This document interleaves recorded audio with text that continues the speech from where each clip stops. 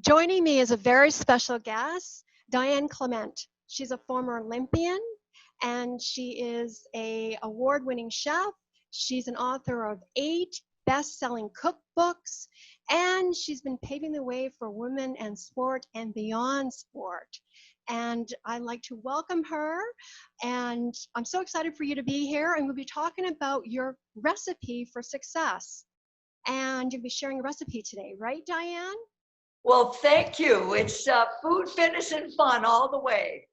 Yeah, so also want to congratulate you for the member of Canada, the Order of Canada. That's wonderful. Well, thank you. It was a very surprise phone call from the Governor General in Ottawa in December. What an amazing Christmas gift. And at first I thought it was one of my friends that was phoning, kidding me.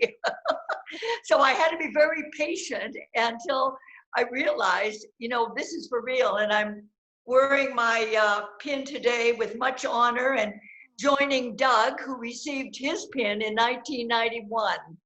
That's And wonderful. he went back, I went back to Ottawa with him, and Barbara Ann Scott and the wonderful singer from Montreal won the award as well. So it was pretty impressive.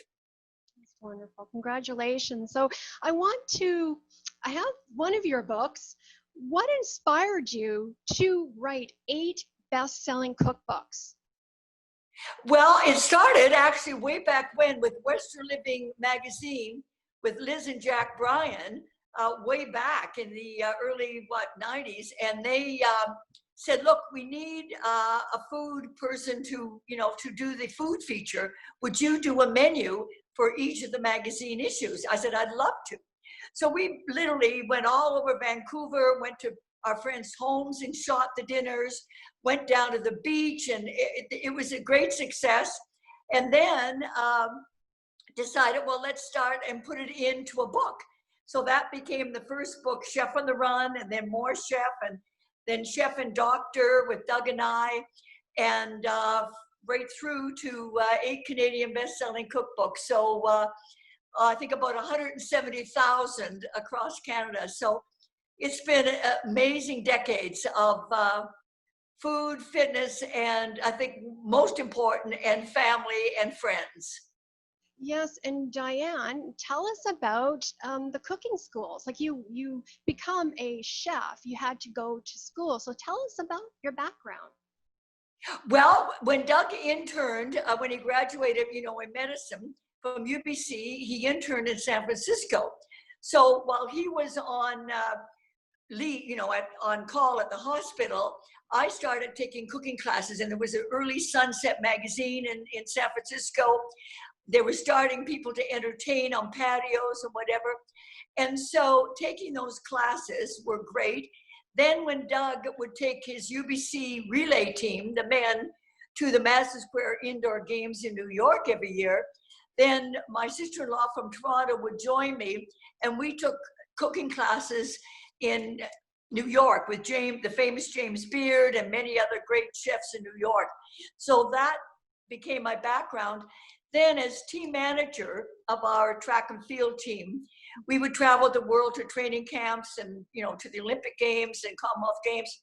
I would go early or stay on and take classes internationally all over the world. So it really gave me an opportunity in those early days of cooking internationally, but also as an Olympic athlete, Doug and I, of eating healthy.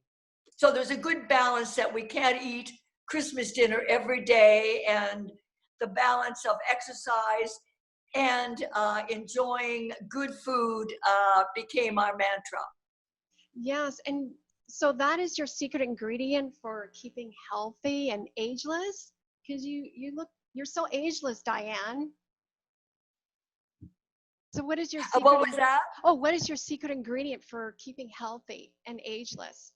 Well, I think I use sort of the food, fitness, and fun. And, I've got one of our best sellers to Start Fresh with Chef and Doctor. I think keeping active physically is good mentally.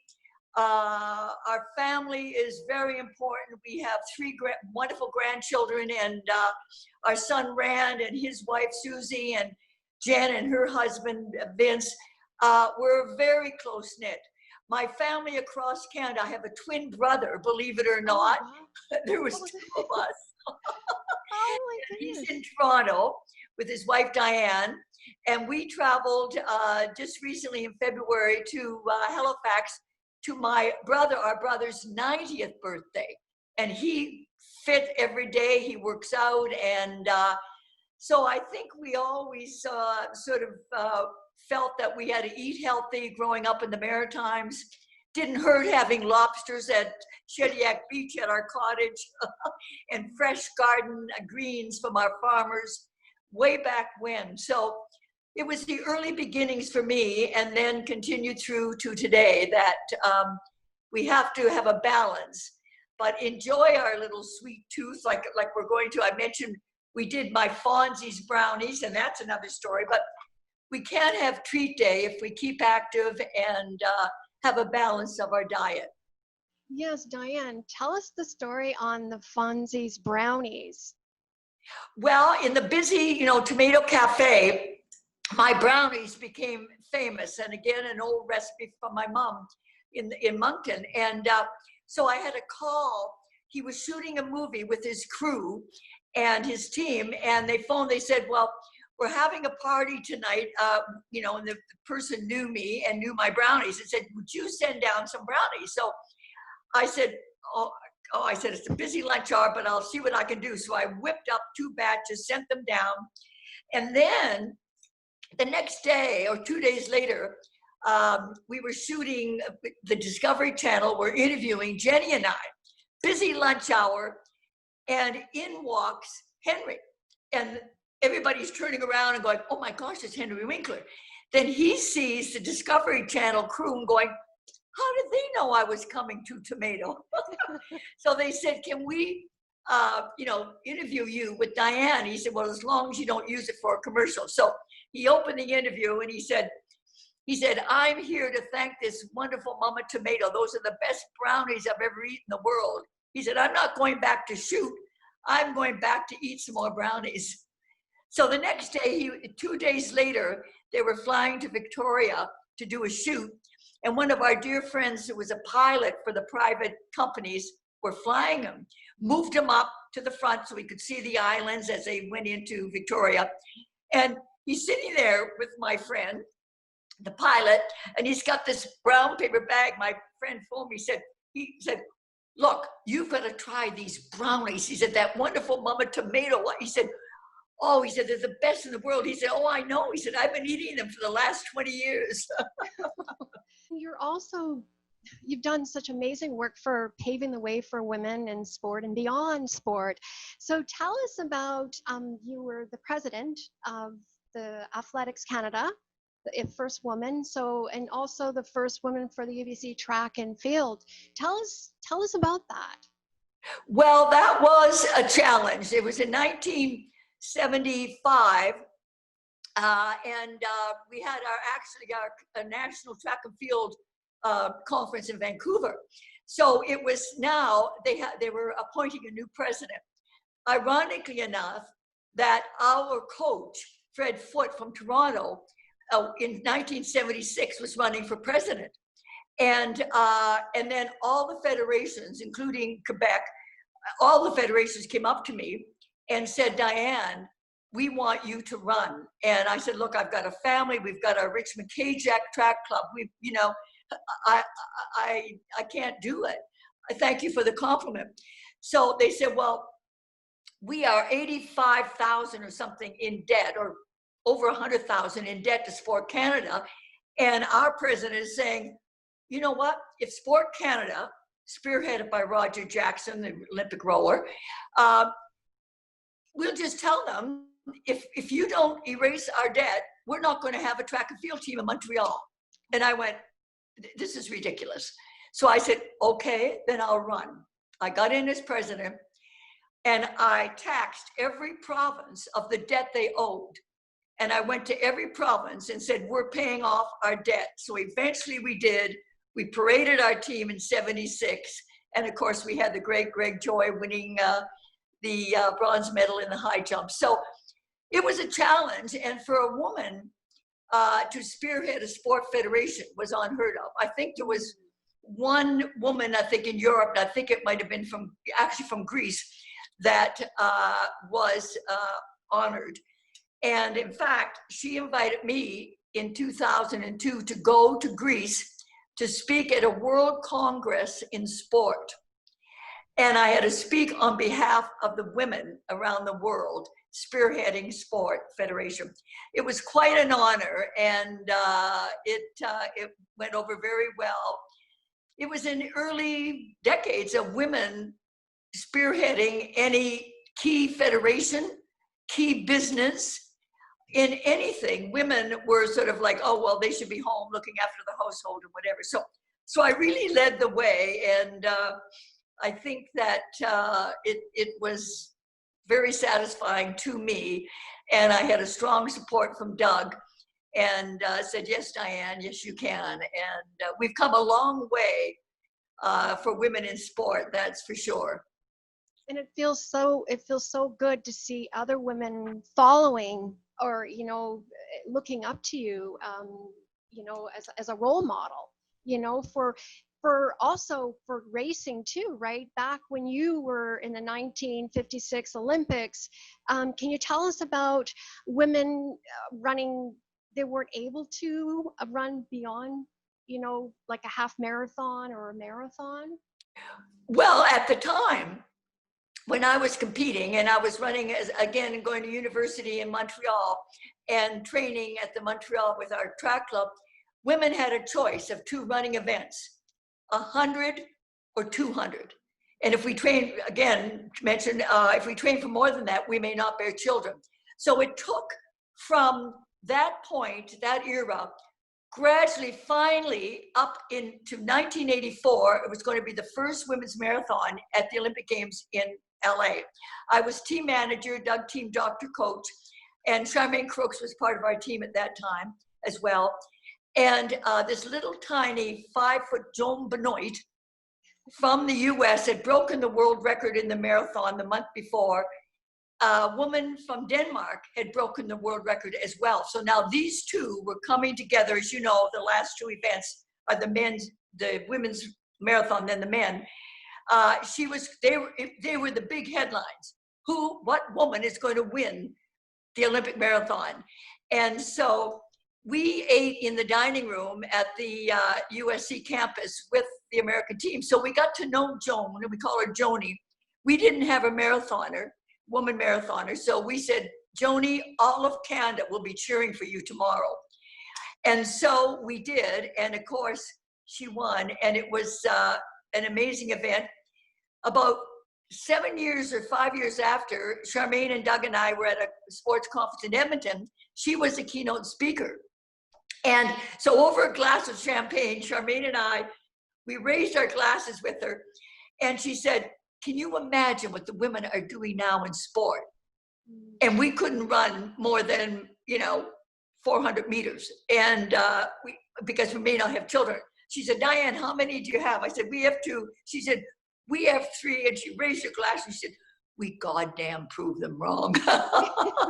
And so, I've gone through quite an era of seeing the advancement of women, how far they actually have gone. When you think I could not run more than a half a lap in 1976 That's amazing. in the Olympic Games.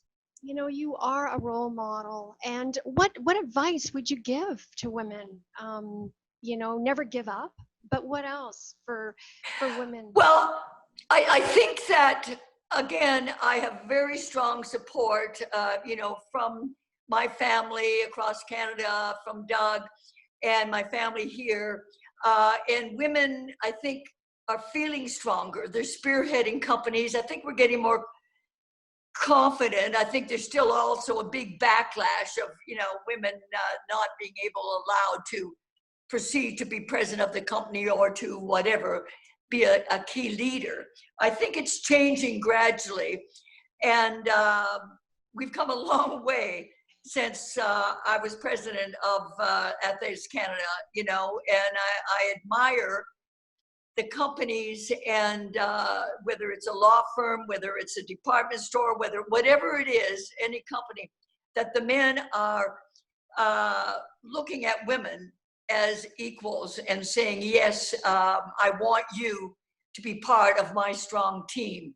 And so that's very rewarding to me to see how far we've gone in not only in sport, but in business, in any walks of life, where I think women are being recognized for their value and their dedication and their strength. Mm-hmm. It's wonderful. And what about some fitness and health tips would you like to share? Health and fitness tips. How to keep fit? Yes, and healthy. Yeah. And well, eat I healthy. think again, one of the, I'll go back to our eating and our diet. We can't eat Christmas dinner every day. We have to eat healthy. And on the weekends, like for example, my Fonzie's brownies, I mean, those are treat days, and those are special for the family, special birthday cakes on their occasion. But we eat very healthy. We eat a lot of salads, fresh seafood, and we eat smaller portions. I find, well, let's face it, when we go to a restaurant, Doug and I order like one order for two because, they're so big, it's ridiculous. And we eat small portions. And I think it's a good lesson that start off with a nice salad. And on the weekends, we enjoy our glass of wine, and Heart and Stroke Foundation say 1 glass of wine a day, no problem. And so we eat before we work out. That's the other thing. And I've always, as an athlete, I could never work out, eat before I worked out. My mom and dad would say, oh, you've got to eat something. And I remember when we were at the athletic training program, the Olympic training program, that the top athletes from across Canada were in Toronto. And we had a big track and field meet. Those days, it was like, oh, everybody had to eat a big steak. We needed protein before we competed. So my dad in Toronto, we went to a restaurant and I was just going to have a little soft drink or whatever. He said, oh, Diane, you better have your steak. I said, no, there's no way I can eat steak and turn around in a half an hour and run a 200 meters. So that we've changed a lot. And I think that every athlete learns what fuel food they need, and not to overfuel. I mean, if you're playing basketball, if you're playing football, of course, a lot of them are eating heavier. But for most athletes, we have to eat healthy, and everybody, and eat smaller portions. Yes. Thank you, Diane. Is there anything else you'd like to add? Anything else you'd like to add? Well, I think one of the memorable moments for me in 2002, when I was invited to go to Greece, I had met the head of sport, this woman spearheading sport in Greece. It was a World Congress of Sport. And she said, Diane, this was in, I think it was at the trials, wherever it was at a conference. And she said, would you come to Greece and speak at this World Congress? I said, I'd love to.